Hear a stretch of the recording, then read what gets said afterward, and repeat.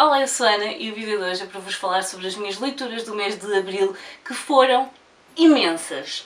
E ainda bem que é para compensar o mês de Maio, porque o mês de Maio não está a correr assim muito bem a nível de livros lidos, mas não há problema nenhum. Portanto, vou falar-vos sobre os livros que li durante o mês de Abril. É melhor sentarem-se porque isto ainda vai levar algum tempo. O primeiro livro que li em Abril foi aqui o Do Outro Lado do Mar, de Elizabeth Acevedo. É sempre um prazer enorme voltar à escrita e às histórias da Elizabeth Acevedo, porque ela tem uma voz muito própria, possivelmente porque ela começou como poeta de Poetry Slam e isso acaba por se refletir muito nas histórias dela, na forma como ela as conta, na cadência das palavras, na forma como elas se encadeiam. Principalmente aqui no Clap When You Land, o Do Outro Lado do Mar, e no Poet X, que ainda não está traduzido, mas que eu espero que a cultura traduza. Eu espero que eles tragam a obra toda da autora. E porquê especialmente nestes? Porque são escritos em verso. E portanto a cadência da história que está aqui contada ganha uma dimensão completamente diferente. E é daqueles livros em que primeiro estranha-se e depois entranha-se. Não é habitual nós termos histórias a serem contadas desta forma. Nós temos aqui duas personagens, temos a Caminho e a Yaira, que são duas adolescentes que perdem o pai num acidente de avião. A parte curiosa é que ambas têm o mesmo pai, mas não sabem que têm uma irmã. Yara vive em Nova Iorque com a mãe e com o pai. Durante o ano inteiro o pai está com ela, mas o pai costuma se ausentar durante alguns meses na altura do verão, e essa altura em que ele não está é a altura em que ele vai visitar a Caminho, que está na República Dominicana, que é de onde o pai é originalmente. E portanto nós temos aqui duas raparigas, duas adolescentes de 16, 17 anos, a terem de lidar com a perda do pai, de quem gostam imenso, que vai fazer uma falta tremenda de vida de ambas, mas cada uma tem a sua própria realidade. E portanto Caminho vive na República Dominicana, numa zona bastante empobrecida, apesar dela não estar a passar dificuldades, porque o pai garante que não passa dificuldades. Ela quer muito estudar nos Estados Unidos e portanto sair da ilha, fazer uma vida, criar as condições para ter uma vida diferente daquelas que os vizinhos têm e que podem sequer almejar. Enquanto isso, a Yara está a tentar lutar com o facto de ter descoberto um segredo sobre o pai cerca de um ano antes, e isso fez com que eles se afastassem um pouco, e ela agora tem de chegar a termo com o facto de que não vai poder recuperar o tempo perdido, não vai poder sequer confrontá-lo relativamente àquilo que tinha descoberto. E então nós temos aqui duas formas muito diferentes de viver o luto de uma perda de alguém que era muito importante, mas que de certa forma havia uma certa distância, num lado física, no outro lado mais emocional e imposto pela própria filha. Aqui a meio elas descobrem a existência uma da outra e isso faz com que tenham de lidar com ainda mais mudanças. E isso cria aqui uma história extremamente rica de experiências de vida, de perspectivas de futuro, de luto, porque ambas têm formas muito diferentes de lidar com o luto, as pessoas que estão à volta, o contexto social em que elas se inserem. Portanto tudo isso está aqui neste livro e, como eu disse, é daqueles que primeiro estranha-se, depois entranha-se, e é impossível não ficarmos aqui envolvidos com a escrita da Elizabeth Acevedo. Portanto, se tiverem a oportunidade de ler alguma coisa da autora, leiam por favor, porque vão gostar, eu acho que vão gostar. O próximo livro que eu li em Abril foi aqui A Sociedade Espírita de Londres, de Sarah Penner, a autora do The Apothecary, ou O Segredo da Boticária, que eu gostei muito.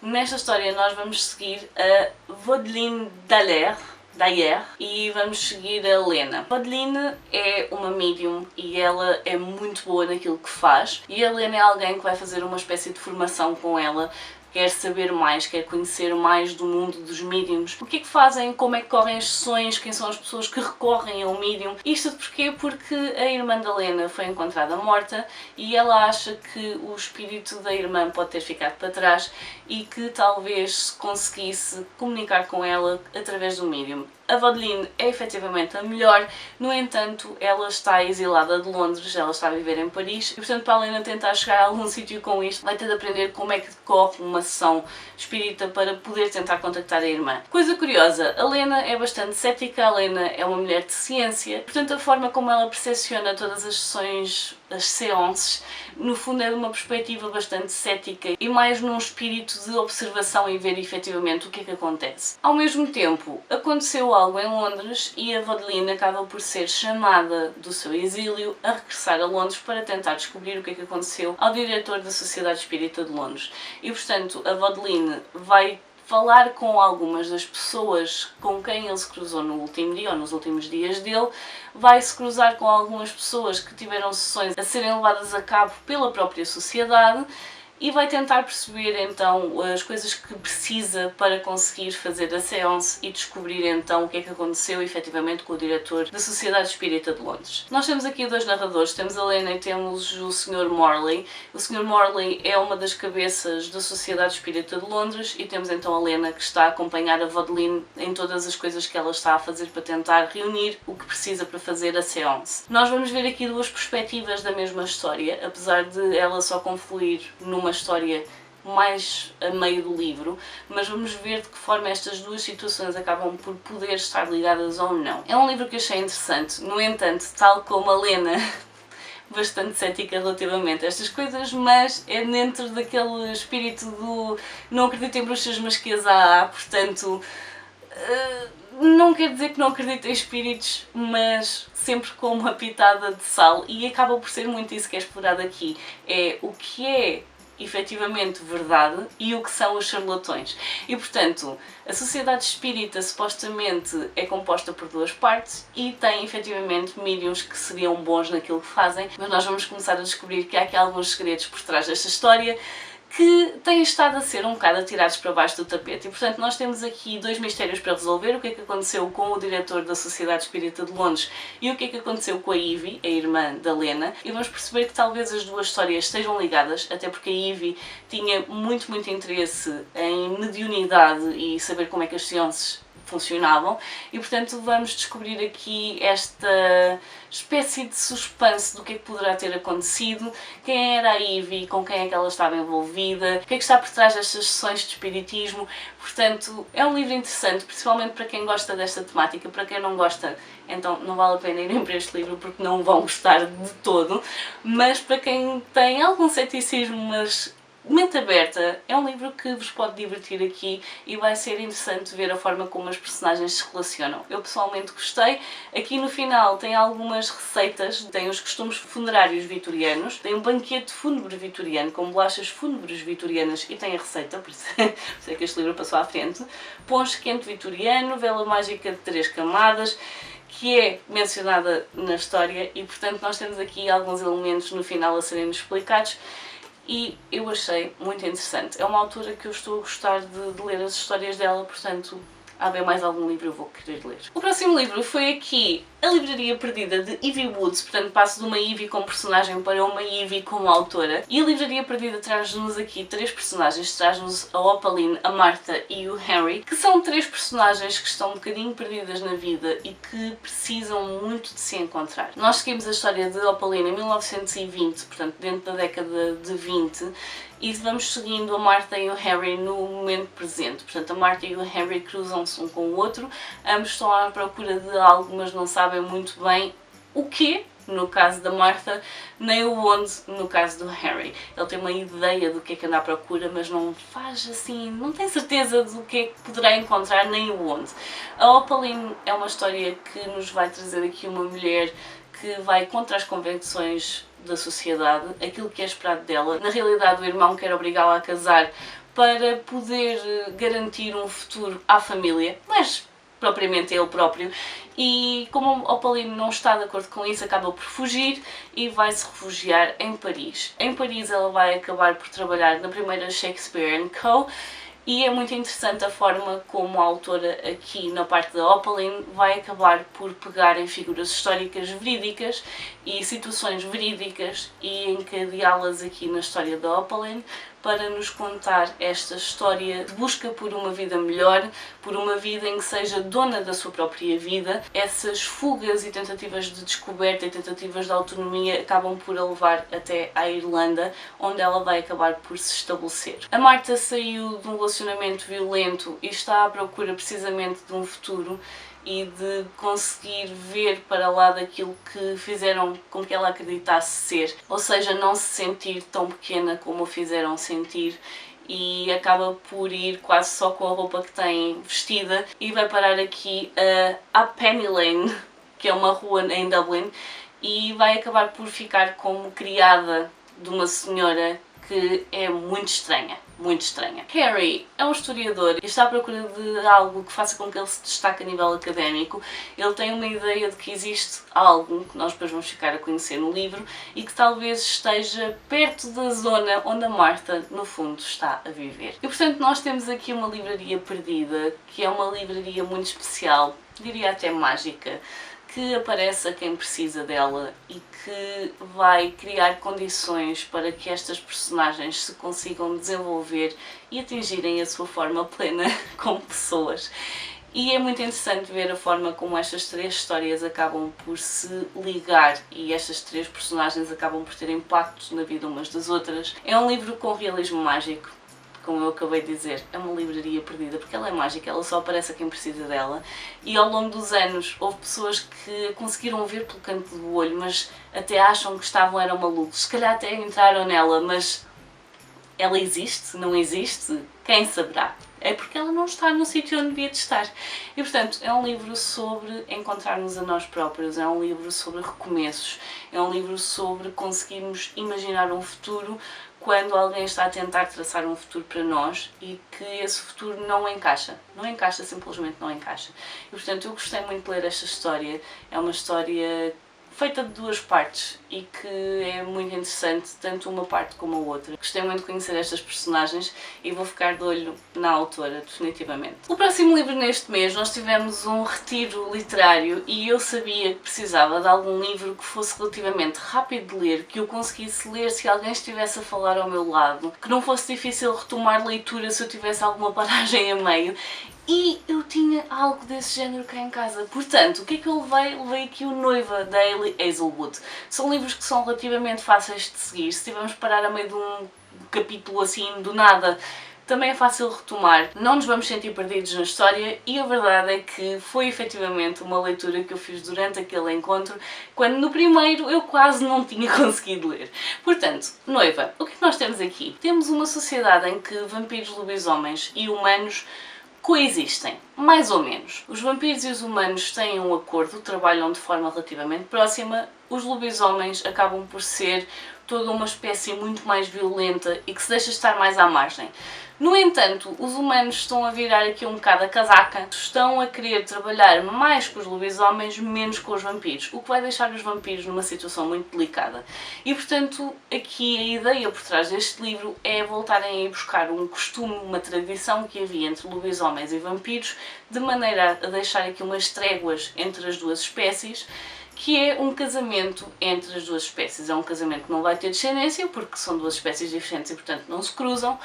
No entanto, o facto de haver um casamento faz com que haja aqui então umas tréguas entre os dois, em que as coisas durante algum tempo ficam mais estáveis. O problema é que o último casamento que tentaram fazer deste género acabou numa carnificina enorme e portanto há aqui a possibilidade das coisas não correrem muito bem.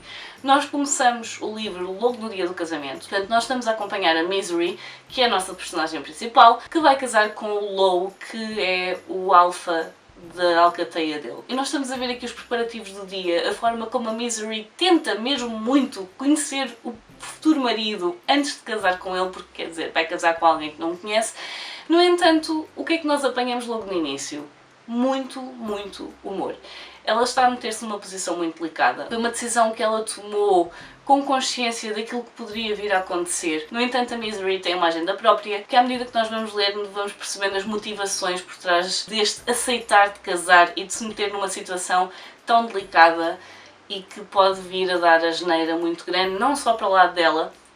As primeiras páginas são o irmão gêmeo dela a gozar com o facto dela poder morrer logo no primeiro dia, mas também no facto de isto é algo que é necessário, esta aliança é algo que é necessário para lobisomens e vampiros e para a coisa ficar equilibrada e portanto ela sabe que tem um peso muito grande. Tudo isto não é novo para a Misery porque quando ela era mais pequena acabou por ser levada para o mundo dos humanos como uma espécie de moeda de troca em que um humano ia viver com os vampiros, um vampiro ia viver para o mundo dos humanos, porque se acontecesse alguma coisa, a moeda de troca ia acabar por sofrer e ninguém queria que isso acontecesse. Portanto, escolhiam sempre alguém que fosse importante para a pessoa do topo da cadeia hierárquica, de maneira a manter aqui esta trégua, esta aliança. O que é que nós temos aqui? Temos a Misery a conhecer o Low, a ver como é que ele funciona em Alcateia, a descobrir como é que funciona uma Alcateia. É qualquer coisa que ela não sabe de todo, porque lobisomens e vampiros não se misturam neste mundo. Ela sabe muito bem como funciona o mundo dos humanos, até porque depois dela ter regressado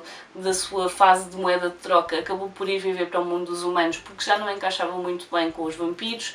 A forma como ela pensa não encaixa bem nem de um lado nem do outro. E portanto nós temos aqui a Misery a tentar descobrir algo que teve um impacto muito grande na vida dela e que ela precisa mesmo de conseguir perceber o que é que aconteceu. Houve alguém que ela adora que desapareceu e que ela acha que poderá estar relacionado com os lobisomens. E portanto vai acabar por aceitar este casamento para poder estar mais próximo do inimigo e tentar descobrir o que é que aconteceu. Portanto, é um livro que mantém o humor até praticamente ao fim. A única coisa que eu não gostei foi aqui algumas cenas, porque achei esta escolha tão parva, mas pronto. Tirando isso, foi um livro que eu gostei imenso de ler, fartei-me de rir enquanto estava a ler. Gostei imenso, imenso da Alcateia, da forma como eles vivem uns com os outros, da irmã mais nova do Low. Ela é só qualquer coisa tão fofinha, tão fofinha. E portanto, a forma como estas personagens vão comunicando umas com as outras, a forma como elas se vão desenvolvendo, a forma como cada um vai descobrindo mais sobre o outro lado, gostei muito e eu estava com muito receio de a Ellie sair da zona de conforto dela, porque ela geralmente escreve mulheres na STEM. Na realidade, a Misery estava a trabalhar como técnica de informática, portanto também estava na STEM, mas é uma coisa que passa muito depressa e eu gostei muito desta história, muito mais do que estava a pensar, e realmente só há aqui uma coisinha que eu não gostei, mas decisões que a autora fez e que eu pensei, porquê? Era necessário, eu compreendo, eu sei de onde é que isso vem, mas porquê? São espécies diferentes, podia ter posto isto de outra maneira. Mas pronto, foi isso. Gostei muito, gostei e ri imenso. Ora, para o Clube de Leitura de Abril, a temática foi distopias e acabámos por escolher aqui o Nunca Me Deixes, do Kazuo Ishiguro. Eu tinha este livro aqui em casa já há algum tempo, veio de uma feira do livro e foi uma prenda da Faith. E eu já vi o filme há muitos anos. O filme com a Keira Knightley, Andrew Garfield, e nunca me lembro do nome da outra atriz, apesar de eu a adorar. O filme tem exatamente o mesmo nome, Never Let Me Go, e nós temos aqui 3 adolescentes numa espécie de escola privada, onde as coisas podem não ser bem aquilo que parecem.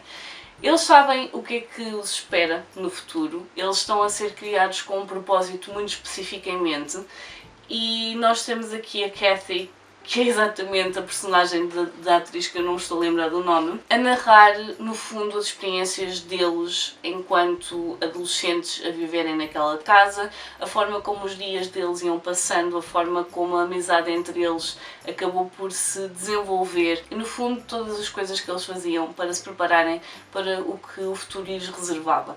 Nós temos aqui uma história que é efetivamente distópica, em que eles estão a ser preparados para um futuro que levanta muitas questões éticas do que é aceitável ou não, e eu não quero dizer sobre o que é efetivamente se vocês ainda não viram o filme nem leram o livro. E portanto nós temos aqui personagens a mostrarem-nos as coisas pelas quais passaram, a relação que tiveram entre elas. A Katy está a narrar isto de uma perspectiva de cuidadora, de alguém mais velho, está a olhar para trás e a mostrar como eles eram antes, mas também nos vai mostrando um pouco do que eles são agora e das relações que eles conseguiram manter ou não. E nós temos aqui uma história muito fatalista, porque apesar de eles terem alguma esperança ao longo do livro de saírem desta ideia do que lhes vai acontecer, a verdade é que eles estão preparados para aquilo que vai ser o futuro deles. E eu vou só dizer isto, eu não vou dizer mais, é difícil falar sobre este livro sem dizer absolutamente nada, mas nós temos aqui uma espécie de história coming of age, no sentido em que as personagens se vão desenvolvendo, vamos vendo o que eles foram passando e a forma como se relacionavam uns com os outros, a forma como quando vem alguém de fora, como é que eles percepcionam isso, o que eles pensam do que o futuro lhes reserva, e isso acaba por estar tudo aqui nestas páginas, e eu não vou dizer mais nada se vocês tiverem interesse. Com o pouco que eu disse que foi nada, porque este é daqueles que eu acho que se não souberem nada vão para ele a não saber nada, é isso. Vou ficar por aqui porque eu não posso dizer mais nada. Para o próximo livro, vocês já têm aqui uma sugestão de leitura, foi aqui A Senhora Tan e a Aliança de Mulheres, da Lisa C. Um livro que eu adorei ler. Nós aqui estamos a acompanhar a Senhora Tan, Yun-Chan Tan, a partir do momento em que ela tem 7, 8 anos até aos últimos dias dela. E a Yun-Chan Tan é uma figura histórica verídica, foi a primeira mulher médica a ser publicada na China, e isto no início do século XVI. A maior parte da história passa-se no século XV e o livro dela foi publicado, se não me engano, em 1511. Portanto, nós temos aqui uma personagem extraordinária que vai fazendo o que consegue com as situações que a vida lhe atira. Nós estamos a falar aqui da China Imperial durante a dinastia Ming, em que as mulheres tinham praticamente um de dois caminhos. Ou eram pobres e, portanto, tinham de trabalhar tal e qual como os homens, ou eram de algumas famílias com posses, com títulos, e isso traçava-lhes o caminho que elas poderiam vir a fazer na vida delas. Portanto, as mulheres tinham os pés enfaixados, isso era algo que era visto como muito bonito e desejado, até porque os homens ficavam, meu Deus, pés pequeninos! Curiosidade, elas nunca desenfaixavam os pés junto dos homens, eles só viam os pés pequeninos todos enfaixados dentro dos sapatinhos. E portanto, essa parte é muito importante neste livro, a parte dos pés enfaixados, até porque nós vamos aqui perceber não só como se faz, quem fazia, quais são os perigos de fazer, principalmente os perigos de não se ter os cuidados higiênicos necessários para este tipo de situação, principalmente da forma como era feito, e isso é mesmo uma parte muito importante da história. Quando a Yun-Chan vai viver com os avós, os dois avós eram médicos, portanto medicina tradicional chinesa, e acabam por ver nela alguém que tem muita facilidade em aprender e muito observadora, e vão começar a treiná-la para ser também ela médica. E é algo que eles fazem até o momento em que ela casa e passa da casa da família do pai para a casa do marido. Quando ela chega lá, a sogra vai impedi-la e proibi-la mesmo de continuar a exercer a profissão como médica. No entanto, a Yun-Chan sabe que é algo que precisa mesmo de fazer.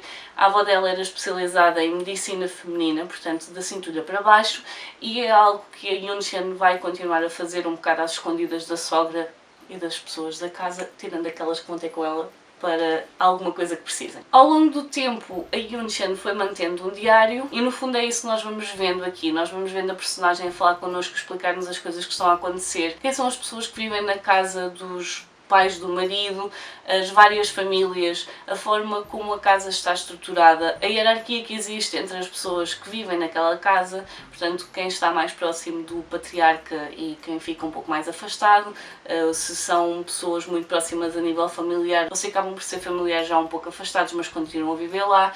E nós vamos ver muito então de como as famílias se organizavam, principalmente no mundo feminino.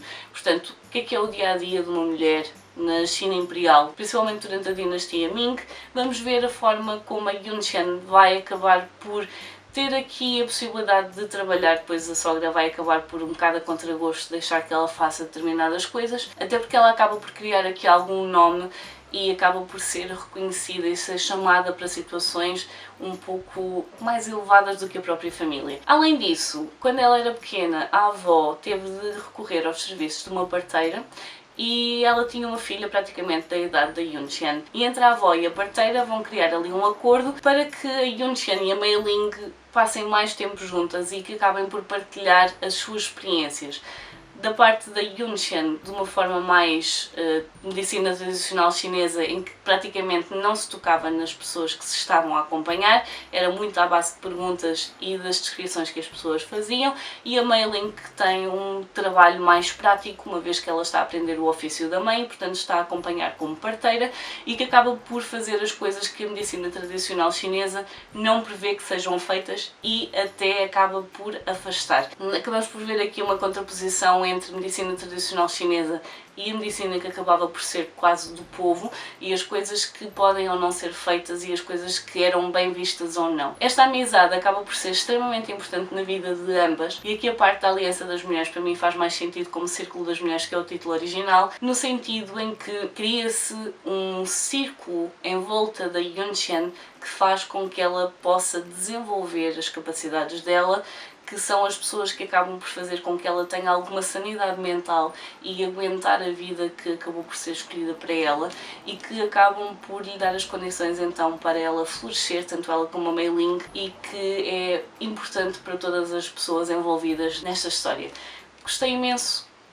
Tenho a sugestão de leitura. Se isto é algo que vos agrada, então de certeza que vão gostar. A autora é de descendência chinesa e houve muitas coisas que ela acabou por usar que também fazem parte da cultura e da própria família, e portanto foi muito interessante ver aqui uma perspectiva de uma personagem que eu não fazia ideia que existia e que achei extraordinária. Para o próximo livro também já tem uma sugestão de leitura. Tem aqui o Guia para Matar o Chefe, de Rupert Holmes, ou Guia McMasters para o Homicídio, o Guia para Matar o Chefe. Este livro está escrito como se fosse mesmo um guia para quem quiser aprender a fazer assassinatos, no sentido em que este livro está escrito da perspectiva do reitor da McMasters, que é uma escola para assassinos, e que ele quer tentar chamar mais pessoas para esta escola. É uma escola muito exclusiva, onde geralmente só vão pessoas que ouviram falar da escola por alguém que lhes vai indicar e então eles vão inscrever-se na escola, ou então porque fizeram alguma tentativa falhada de assassinato e a escola acaba por os levar para lá de maneira a tentar evitar que a coisa se espalhe muito mais e tentar dar-lhes as ferramentas que eles precisam para levar as suas teses a bom porto, ou então se alguém tiver um mecenas, alguém que paga para aquela pessoa ir para aquela escola para poder então fazer e concluir o seu assassinato. O reitor vai acabar por escolher 3 alunos para exemplificar as situações de 3 pessoas que quiseram matar os chefes e a forma como acabaram por preparar a sua eliminação, a sua tese para uma eliminação. E nós temos aqui 3 personagens de contextos sociais muito diferentes e que acabam todos na escola ao mesmo tempo e acabam por ser enviados para o mundo para fazerem a sua eliminação mais ou menos ao mesmo tempo. A verdade é que nós temos então aqui o reitor a falar de 2 dos alunos na terceira pessoa e um deles está na primeira pessoa porque ele esteve a escrever um diário, porque ele tinha um mecenas e portanto estava a escrever o diário para mostrar ao mecenas que estava a aproveitar bem a oportunidade que lhe tinham dado. E vamos ver aqui na primeira parte do livro como é o dia-a-dia desta escola, o tipo de aulas a que vão, o tipo de situações em que eles acabam por se ver envolvidos. Aqui a ideia é que qualquer pessoa na escola, em qualquer momento, pode fazer uma tentativa de assassinato para colocar algumas situações em prática e perceber o que é que funciona e o que é que não funciona, desde que não vão até ao fim, porque a ideia não é andarem a matar os colegas. Portanto, a ideia é aprender e colocarem as coisas em prática, mas evitar que a pessoa morra efetivamente. Portanto, se derem um veneno, vão ter o antídoto ao lado para tentar evitar o que é que seja que vai acontecer a seguir. Portanto, a primeira parte é isso, é uma parte bastante lenta. Nós não estamos efetivamente a ver aulas, estamos a ver algumas da perspectiva de algumas das personagens, mas eu acho que este livro ganha ritmo numa altura em que há aqui uma espécie de, não é uma caçada, mas acaba por ser uma caçada, em que todos os alunos são convidados a participar e no fundo é aquilo que faz com que os professores consigam perceber se eles já estão aptos para ir fazer a sua tese ou não. O que é a tese? A tese no fundo é o plano que cada um deles tem para eliminar o seu chefe, neste caso, porque estamos a falar só de alunos que queriam matar o chefe, a ideia é ser um volume por cada tentativa de assassinato, portanto se forem familiares já não será este, e a verdade é que essa primeira parte é então mais lenta. A segunda parte é quando os alunos vêm novamente para o mundo real e vão tentar pôr essa tese em prática, e nós vamos acompanhar cada um deles à medida que estão a desenvolver e a começar a avançar as coisas que têm de fazer para tentar novamente matar o chefe. E portanto nós vamos ver aqui as personagens à medida que elas vão começando a mexer os cordelinhos para tentar criar as condições que precisam para que este assassinato vá a bom porto. E nós sabemos à partida que alguém não conseguiu fazer a tese corretamente, não sabemos quem foi, nem o porquê, nem o que é que acontece a seguir. Porque quem entra nesta escola só há 2 maneiras de sair. Ou saem como alunos formados para tentar levar a sua tese a bom porto, ou saem deitados, e se calhar não para muito longe. Portanto, é um livro que tem muito, muito humor, é muito humor sarcástico, muito humor negro, muito humor britânico, e a verdade é que eu tenho estado a dizer que o autor é norte-americano, mas um dos pais dele é britânico. Portanto, não sei até que ponto esse humor não vem também já do contexto em que ele foi crescendo, apesar de ter crescido maioritariamente nos Estados Unidos, mas a verdade é que é um humor muito peculiar. Eu acho que não vai funcionar com toda a gente, mas para quem gosta de humor britânico, para quem gosta de humor negro, este livro vai funcionar muito bem. Agora, quem estiver a pensar que vai ler este livro e que vai talvez ter ideias para pôr em prática, pode-se desenganar, porque este livro passa-se nos anos 50 e ainda não havia testes de ADN. Portanto, há certas coisas que eles estão a tentar que não aconteçam para não serem apanhados, mas a maioria não são coisas que possam ser postas em prática agora, e eu acho que isso foi uma escolha muito inteligente do autor para salvaguardar o que quer que acontecesse depois de alguém ler estes livros. Porque a verdade é, não há nada do que está aqui que seja possível de ser posto em prática, porque iam facilmente ser apanhados. Funciona assim na década de 50, que é quando a história se passa. Portanto, para quem gosta de humor negro e humor britânico e nonsense e trocadilhos linguísticos, vão gostar muito deste livro. Portanto, deixem-se mergulhar aqui nas páginas deste livro e vai ser de certeza uma leitura muito interessante. Como é? Já estão fartos de me ouvir? Porque eu já estou aqui a falar há muito tempo. Portanto, o próximo livro, e eu estou quase a terminar, o próximo livro é aqui Imortalidade, uma história de amor da Dana Schwartz, que é a continuação de Anatomia, uma história de amor. E nós vamos pegar aqui na Hazel quase logo de seguida, depois do primeiro livro terminar. O Jack desapareceu, não sabe o que é que aconteceu, não se sabe se o que ela fez no final resultou ou não, e portanto ela não faz ideia de como vai ser daqui para a frente. O que ela sabe sim é que ela continua a querer ser uma cirurgiã, continua a querer ajudar as pessoas e vai fazer tudo o que está ao alcance dela para ajudar as pessoas que vêm ter com ela e que lhe pedem ajuda. Infelizmente para ela, acaba por ajudar alguém que é pobre e mal agradecida e que vai fazer com que a Hazel acabe presa. Ora, daqui para a frente nós sabemos à partida que há certas coisas que a Hazel faz e que não são bem vistas a nível social, principalmente que há certas coisas que, acontecendo, corre o risco de acabar na forca. E portanto a Hazel começa aqui a rever a vida dela toda e começa a pensar nas coisas que fez e não fez.